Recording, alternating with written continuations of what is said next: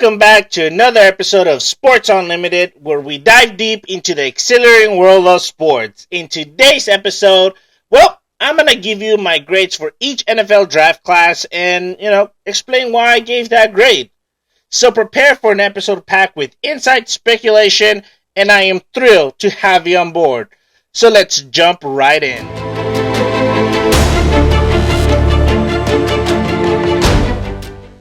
Thank you for that, Panda. So let us get started with the number one pick in the NFL draft with the Chicago Bears. I gave him a grade of an A. So the Chicago Bears made very strategic picks in the draft, starting with Caleb Williams as a quarterback, which, happened after trading Justin Fields. Now, Williams does bring a unique playmaking ability to the Chicago Bears, but it's something that they probably need. They also added wide receivers Giles, Jackson, and Odunze, and they're all known for just being really good, so that should add players to DJ Moore and Keenan Allen. And of course, they added the versatile offensive lineman I can't even think of his name, but Alama Amajagabi, which was a third-round selection, which I think he was a great pick and a great steal that far back. And then, of course, they also got punter Trenton Taylor, which I really didn't understand why they did that. But, taking pass rusher Denavi Booker for the added defensive depth was the upside of it. So, overall, the Bears addressed very much key positions that they needed while also investing in the future. So, that's why I gave him an A. But again, I'm still not sold on Caleb Williams, but still, overall, you can't argue with the Chicago Bears. At number 2, we have the Washington Commanders. They got a grade of an A-.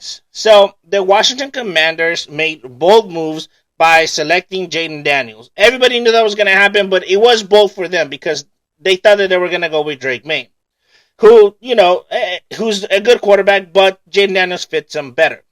Now, with established playmakers like Terry McLaurin, Austin Eckler, and Daniels, this adds a lot of offensive depth to what they can do with adding Jaden Daniels, Okay, they also selected Illinois defensive lineman Jazarius Newton, which they got in the second round, which I didn't think he was going to be there by then. So that significantly helps the defensive line.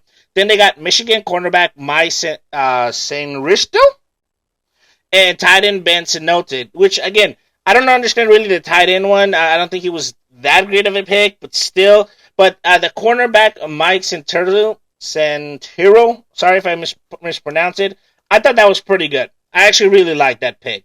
All right. Now, I do not understand picking a linebacker, Jordan McGee, and Javonte James Baptist.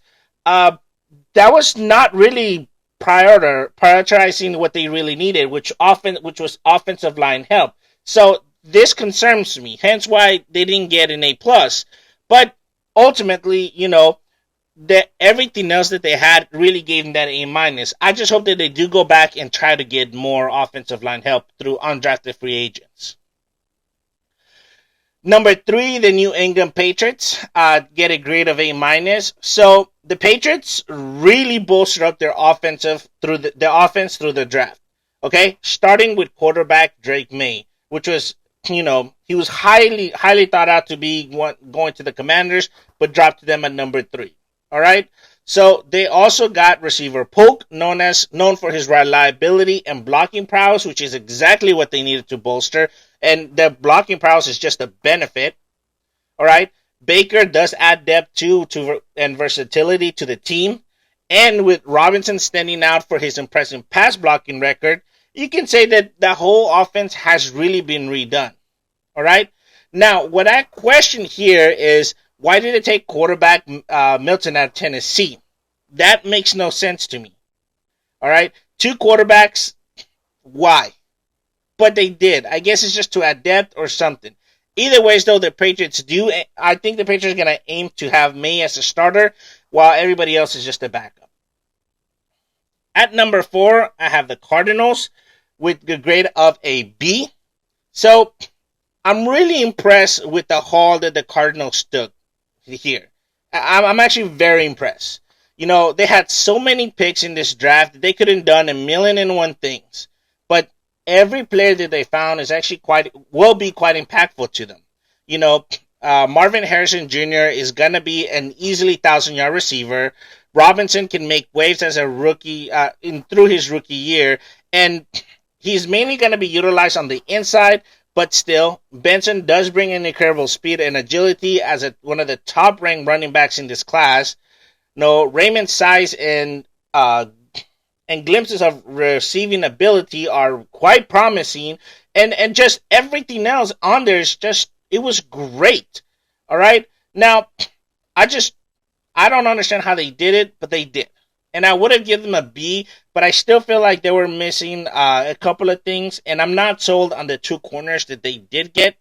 In Melton and Jones, I'm not sold on them, hence why I gave them a B. Next, I have the Los Angeles Chargers. So they get a grade of a B plus. So the Chargers moves were a little weird but understandable, but still quite strategic. Okay, taking Joe Alt with their first pick was actually quite aligned with what Jim Harbaugh wants to do, emphasizing protection and interior linemen to just be tough. Okay, now the Chargers also secured Georgia receiver Ladd McConkey, which I've been selling as a first-round pick this whole time. So to get him in the second round was amazing. And, they just added more support for Justin Herbert in the passing game. Plus, they got Michigan linebacker Junior Colson, running back Kamini Vital, which add depth to the team, and they're familiar with Harbaugh's system. And then, of course, the Cornelius Johnson and Brandon Rice are going to be quite helpful in the receiving game. Generally, they did great. Joe Hortons really effectively addressed everything that they needed. So I'm very happy with the draft. Could they have done better? Of course. That's why they didn't get an A, but a B plus is really deserved. Next, I have the New York Giants. They get a grade of a B. So the Giants opted to keep Daniel Jones instead of going after any of the quarterbacks in the draft. Now, they did select LSU wide receiver Malik Neighbors, which offers Jones a much needed upgrade in the receiving game, okay, which is great and exactly what they needed. They also took Minnesota safety Tylee Nubin, which is going to help stop all those receivers in the NFC East. And then, Andrew Phillips was a risky choice. I'm not sure why that happened. Why was there? But I guess it is what it is. They also added tight end Theo Johnson and running back Tyrone Tracy Jr. to just add depth. So overall, an interesting draft. Could have been better, especially that Andrew Phillips pick. But a B is what they deserve. Next, I have the Tennessee Titans with a grade of a C plus. So Tennessee did address the pressing matter of an offensive tackle by selecting Alabama's J.C. Latham. All right, but despite concerns about off-field issues, they did continue to bolster the size of the addition of Tavonde Sweat. Again, he had a lot of concerns coming into the draft, but they still selected him. I mean, he's still one of the best defensive tackles in this draft. Okay, now they did focus on a lot of defensive players like DeAndre Gray and Jack Brownlee, but overall they should have looked more offensively. Yes, they added speed in two-lane receiver Malik Jackson and a solid safety depth with Deshaun Williams, who also brings a lot of talent to the team and a lot of potential. But the selection of Rasheed Harrell, known for his solid performance at the Senior Bowl and disruptive plays, doesn't really make sense to me. All right, most of these players were depth players, not starters outside of maybe Malik Jackson and J.C. Latham. So I'm really questioning this. The Falcons have a grade of a C. And really it stems from from selecting Washington quarterback Michael Penix Jr., okay, with the 8th pick. Especially after securing Kirk Cousins to quite a hefty contract.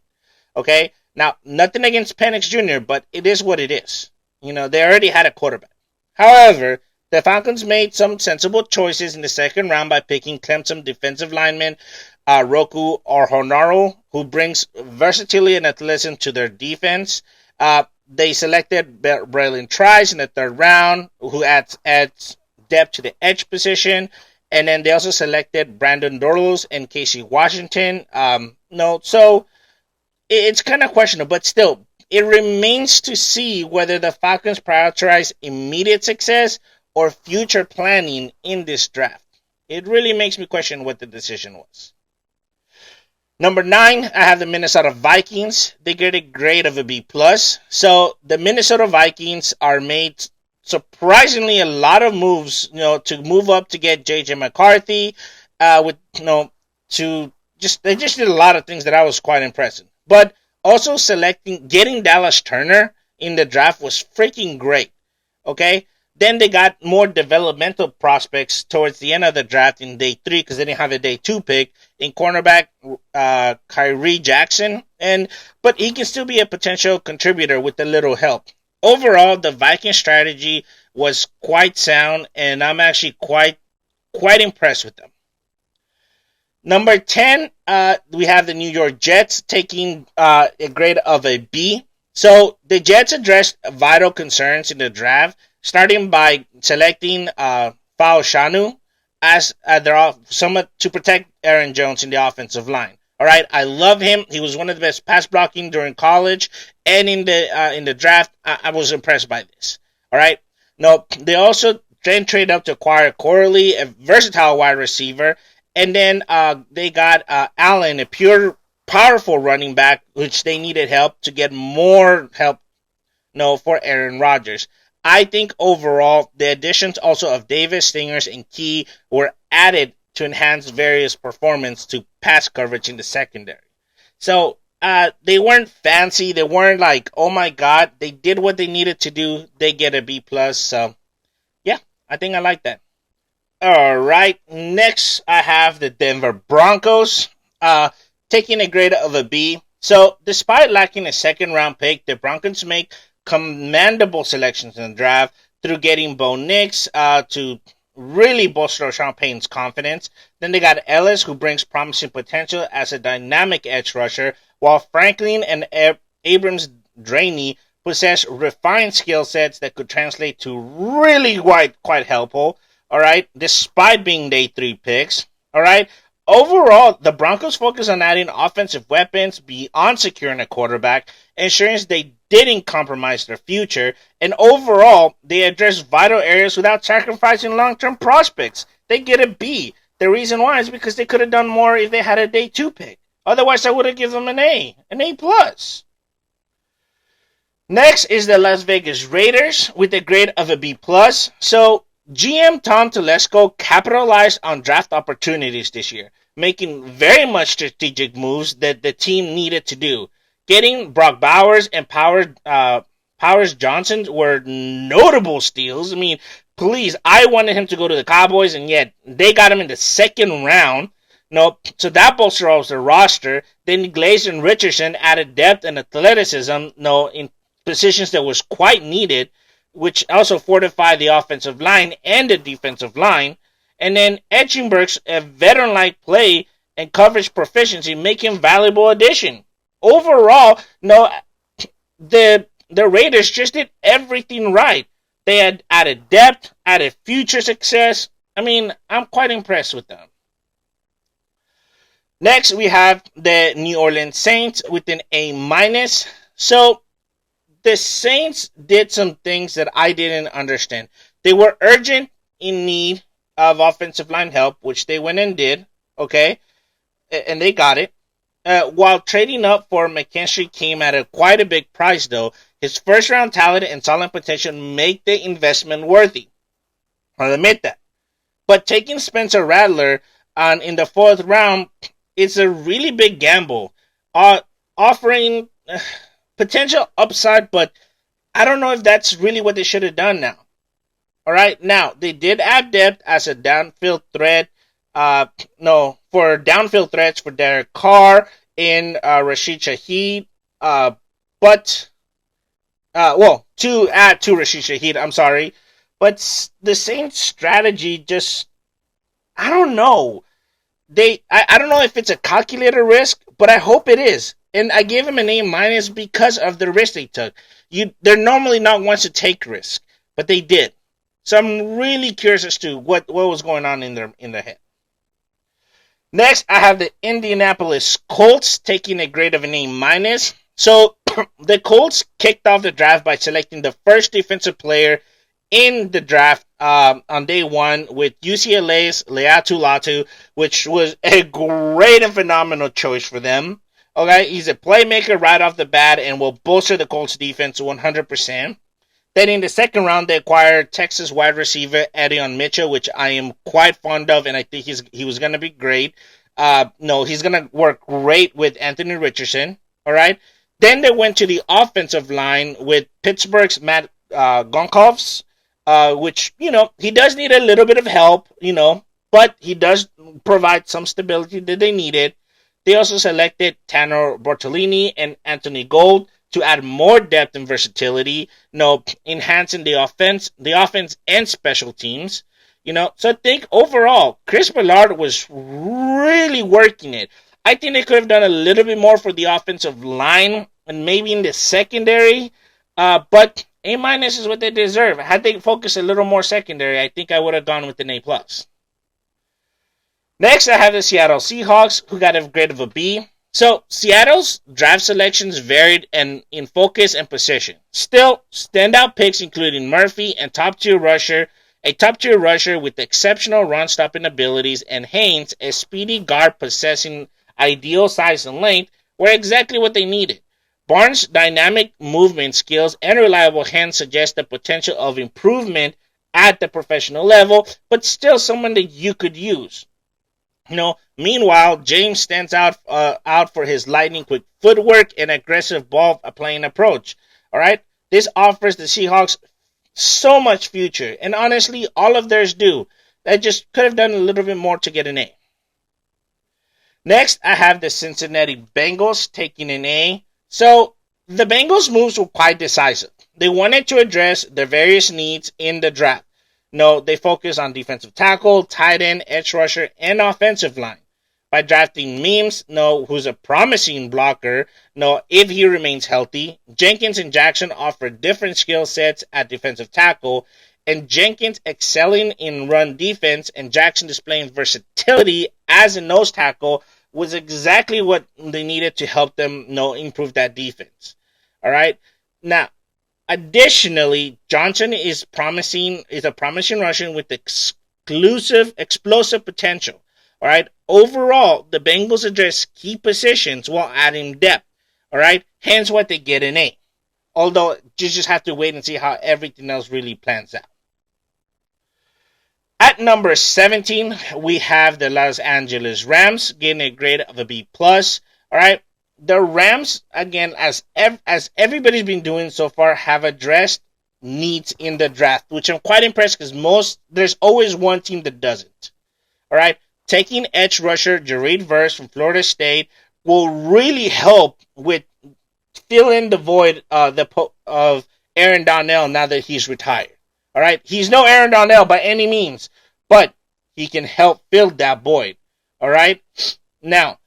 They also got defensive lineman Fisk, who reunites with Verse from their college days. They also got Michigan running back Blake Corum, who adds depth in the running game, while safety Kitchens brings impressive ball skills and versatility that they really need in the secondary. Defensive lineman Jackson and Davis bolster up the defensive front some more, and Cardi provides stability in the kicking game. Overall, the Rams strategically addressed every vital position that they needed massively, especially now that they finally have a first round pick. So I'm glad that they did that. At number 18, and the next after that, I have the Pittsburgh Steelers grading an A of an A-. So the Steelers were like working weird, but with magic. Okay, taking lineman Troy Fautanu at 20 was perfect. He can play inside, outside, at left tackle, and they do need help at left tackle. All right, he's very flexible. Then they got some help in the interior with Zach Frazier. He's really one of the few players in this draft who's pro ready, and I'm really liking what he can do, especially now that he can learn from T.J. Watt. Adding Michigan's wide receiver Roman Wilson in the middle rounds was really a steal because I thought he was gonna go way later than what he actually did. So add just more versatility, talent, to whoever's gonna be a quarterback, whether Russell Wilson or Justin Fields. But then taking NC State's Peyton Wilson in the third round could really be and it's really the reason why they made an A-.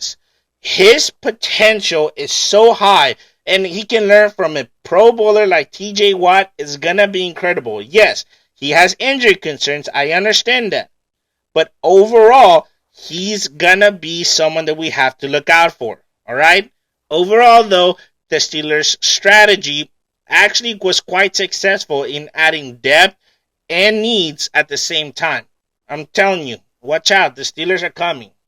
They just have to figure out the quarterback position 100%. Next, we have the Miami Dolphins with a grade of a C+. So I'm going to keep this one kind of short. So while the Miami Dolphins made some promising selections, some promising picks in the draft, their overall strategy was, well, I actually have to Google the best word to put it, but perplexing. I know what it means, but I couldn't figure out what word works best here. And that's the word, perplexing. Choosing Robinson as the top edge rusher made sense, but Paul's mismatch with the team's offense scheme raised questions for everybody. And although it complicates the crowded backfield, Wright's explosiveness does excite the running back position, but they have too many good running backs already. Additionally, selecting two slot-tied receivers seem redundant. It's like, why do it?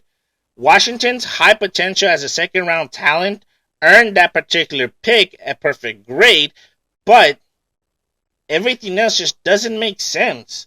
It just, outside of, choosing Chop Robinson, everybody else was just kind of like, why? Like, what does that help you? How does that help you? It just doesn't make sense.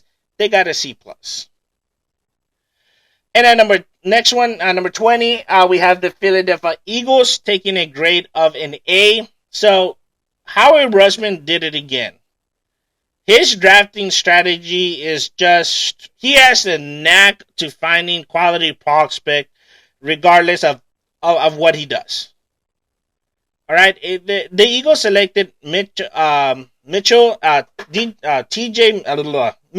Dejon Cooper as two of the best corners in the draft. Arguably, I had them both going in the first round. All right, so that offers playmaking abilities. Then they got Hunt's transition to safety as a standout performer while at Houston Baptist, who gives them an upside at safety. Still needs to develop a little more, but nothing too big. And with his inherent coverage prowess from his father, toward emergence as a promising prospect, they can make a huge impact into the Philadelphia defense. All right. Plus, they also got some offensive linemen to replace some of them. So, but overall, they did great.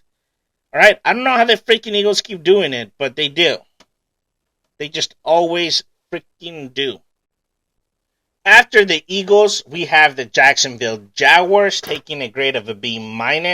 So, the Jaguars' subsequent picks were met with, I gave them a sense of enthusiasm, okay? All right? Why? Because they took all the excitement and everything after taking Thomas Jr., okay, in round one after that trade back with the Eagles. I was like, okay, well, yeah, but their first pick was just perfect. All right? It was. Okay? Now, Smith does possess significant potential despite an underwhelming performance at LSU, while Jones brings solid skills at the nickel corner, which they're going to need that. All right? There's a lot of strong receivers in their division. All right? Overall, I think the draft strategy worked. It wasn't flashy. It wasn't like overall, but it's exactly what they needed. They get a B-. The Detroit Lions get a grade of a B+. So the Lions made moves, especially at the cornerback position, they needed magic help. So taking out a massive help, by taking Alabama's Teron Arnold, no, which was the second ranked corner in the draft, and Missouri's Ennis Reckeshaw Jr., okay, who's going to help the defensive line. All right. They also got a very much value pick in day 2, with some of their long-term starters being just indecision made right now. They did further bolster their defense by getting tackle prospect Giovanni Manu and unconventional pick, which Soani Vaki, but still good. But the rest of the roster, their draft was not standoutish. Okay, it was just the Lions needing what they needed to do. They committed to addressing what they needed. They stayed quiet. They did one big trade with the Cowboys just to move up to 24. But outside of that, it was really something. It was quite a quiet move for the Lions. I'm very happy with it. B+ for now. Grade of Green Bay Packers, get a grade of a B. So the Packers' moves are always questionable for me. I never know what they're going to do. Taking offensive lineman Tracy Morgan was great pick. Okay, he has a strong performance in college. He's going to be great as an interior lineman in the NFL. Cooper, Edinburgh Cooper from Texas A&M, it was going to be a great help in the linebacking core. So, and he has everything they need. The question is, can he handle those winters as a Texas boy? But I know he can. He's going to be great out there. Really mad he didn't go to the Cowboys, but hey, I'm happy for him. Overall, though, everybody else was quite great. Okay, Glover, a defensive lineman, he offers size and experience, albeit with a late blooming performance, but still. And Pratt, a quarterback, presents a real backup potential for Jordan Love in case something happens. And if they want to get rid of Jordan Love, or Jordan Love decides to leave for whatever reason, they can always develop Pratt. So I think overall, the Green Bay did great. The big question was taking Pratt here in the draft. It didn't make sense why they did that, so they get a B. Tampa Bay Buccaneers get a grade of a B+. Okay, they made a lot of strategic moves, but arguably one of the best was taking Duke interior lineman Graham Borton with the 26th overall pick. All right, which addresses a long-term solution at center following Ryan Jensen's retirement. Okay, he is versatile, he's perfect. And then Tampa went out and get Alabama edge rusher Chris Ballard, who bolstered the pass rusher, which they need, especially with the departure of Shaquille Barrett. Then in round 3, they selected Georgia defensive back Tyke Smith. He's very adaptable and has a lot of potential. It's perfect for what they need to do. Can affect the roster now, but also move towards the future. All right.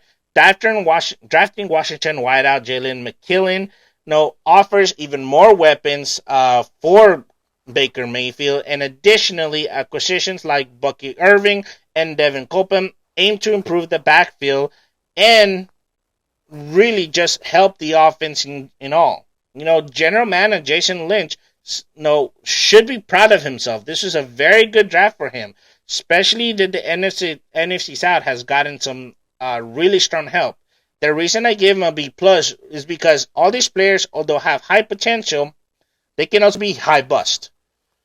So they're taking chances, but I do like how they fit through the Tampa Bay scheme. B+. The reigning 2-time Super Bowl champs, the Kansas City Chiefs, taking a grade of a B+. So Kansas City made some bold moves in the draft. Trading up with the Bills to take Xavier Worthy, to help Mahomes in the passing game. Taking Sal Matia adds versatility and protection and potential as a left tackle, while Wiley enhances the tight end room, which has already been reliable as it is, and he can learn from Travis Kelce and potentially take over for him if and when decides to retire. Then defensively, adding the likes of Hicks, who's known for exceptional movement ability and taking sacks, and getting sacks, really helps the defensive backfield. Norchard and Hayden offer depth and potential, despite needing to improve in areas. Overall, the Chiefs did great. The question is Xavier Worthy gonna be worth trading up for him, even though he's been a little bit, he's been shown concern about his frame and some of his, gameplay, but still B+. Now my Dallas Cowboys get a grade of a C+. So the Cowboys focus on strengthening their offensive line and defensive line in the draft, starting with taking Gayton from Oklahoma to bolster up the offensive lineman to bolster up their offensive line. All right, he is a project place, but he does have the passing blocking skills, and really he can still grow, which we've known to grow our offensive line. Now, adding Western Michigan's Marshawn Kinlow, who is really what hurt their grade, although he's a powerful run defender and improving in the pass rush abilities. I don't understand when there were so much better offensive talent that we could have used. Now, what really helped them was taking Cooper Bebe, who was one of the most outstanding pass blocking linemen in this draft, and he's versatile.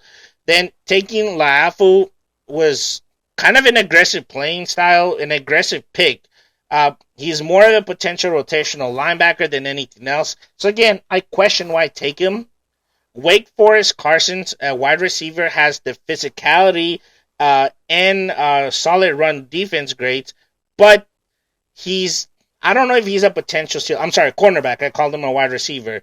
He is what everyone was saying he's a potential steal, but I'm not sold 100%. All right?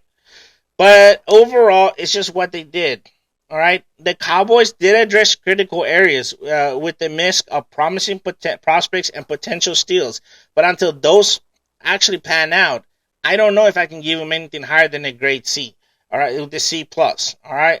Again, if they do become steals and the promisings get to something, fine.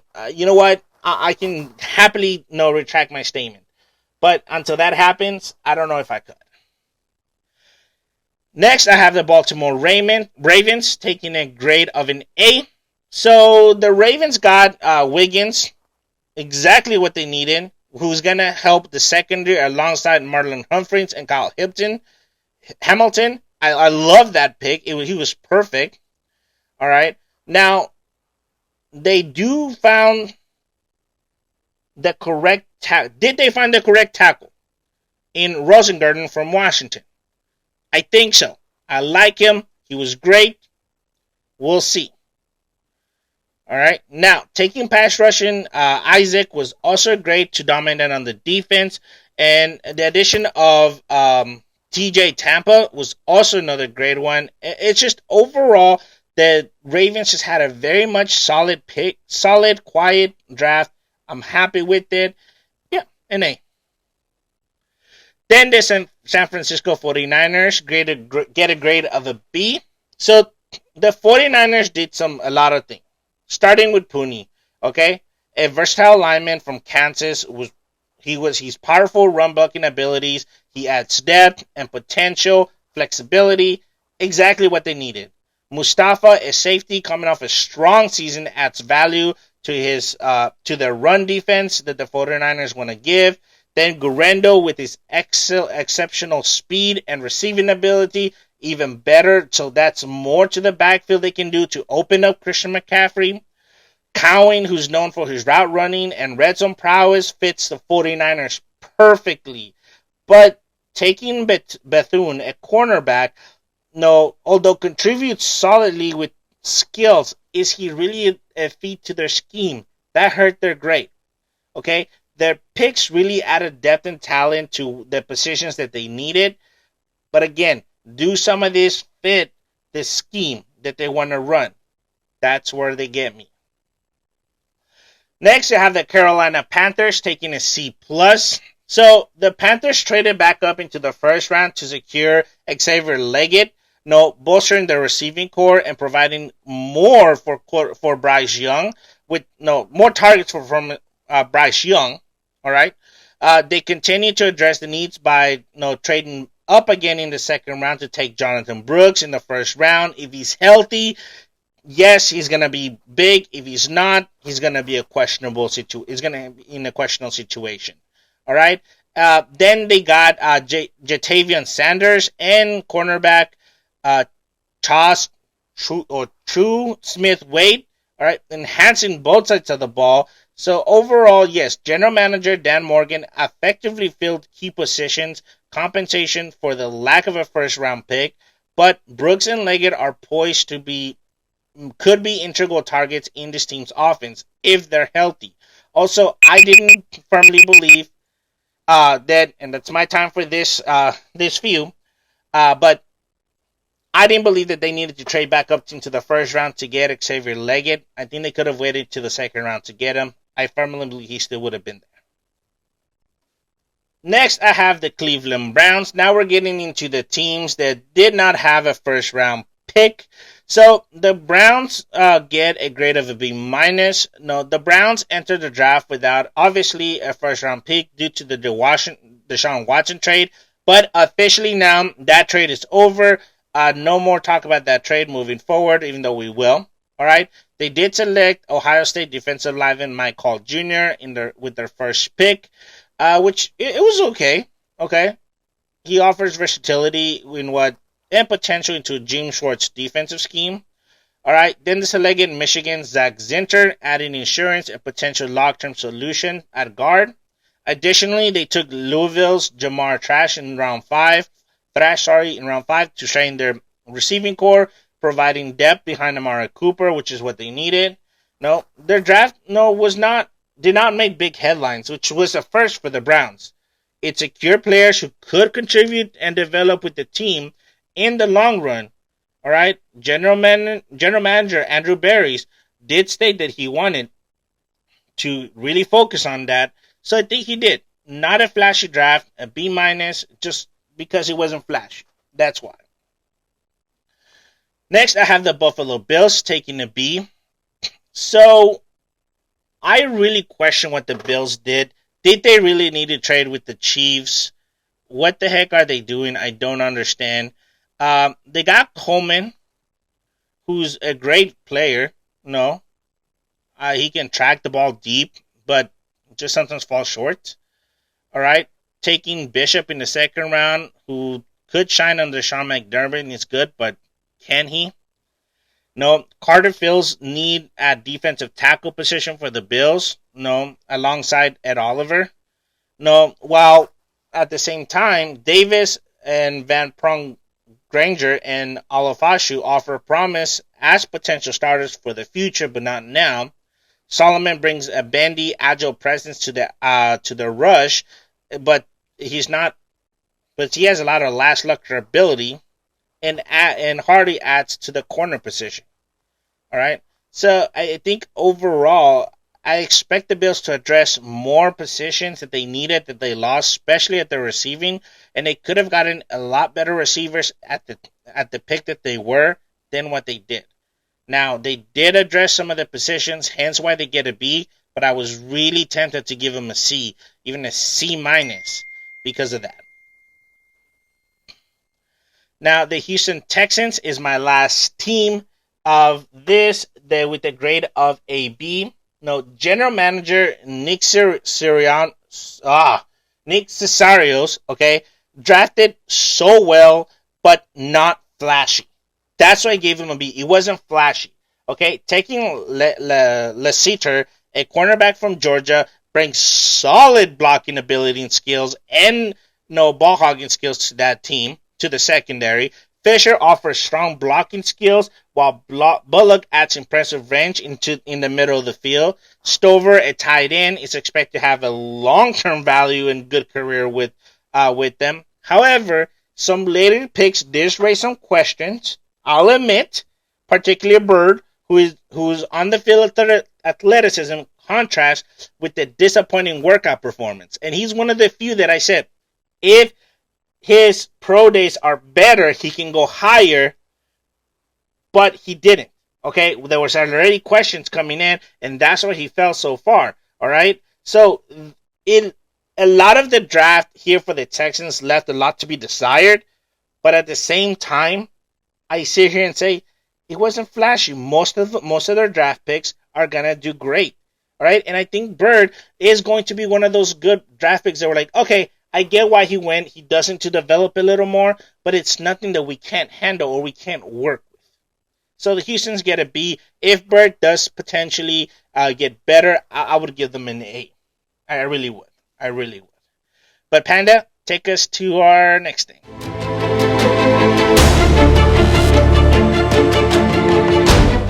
Thank you, Panda. But as we wrap up this episode of Sports Unlimited, we hope you enjoyed my grades for each NFL draft class, each team's NFL draft class. I believe I gave everybody a fair shot. I looked all over, seeing what other professionals were doing and what everybody else was giving them, and I kind of just looked at what I felt was fair. So yeah, and a lot of the teams are gonna be questionable. And at the end, but I believe what I'm gonna do is that at the end of the NFL season, I'm gonna regrade the draft classes and see who came back on top and who didn't. I believe it's exactly what I need to do to potentially really look at this. Of course, thank you so much for joining me in this journey of speculation, analysis, and excitement. As always, guys, if you enjoyed today's episode, please subscribe, rate, and leave a review. Your feedback is invaluable. As we continue to bring you the latest and greatest in football, in sports, in everything. All right. As always, guys, this is Hershey signing off from Sports Unlimited. Until next time, sports fans, stay passionate and see you next time.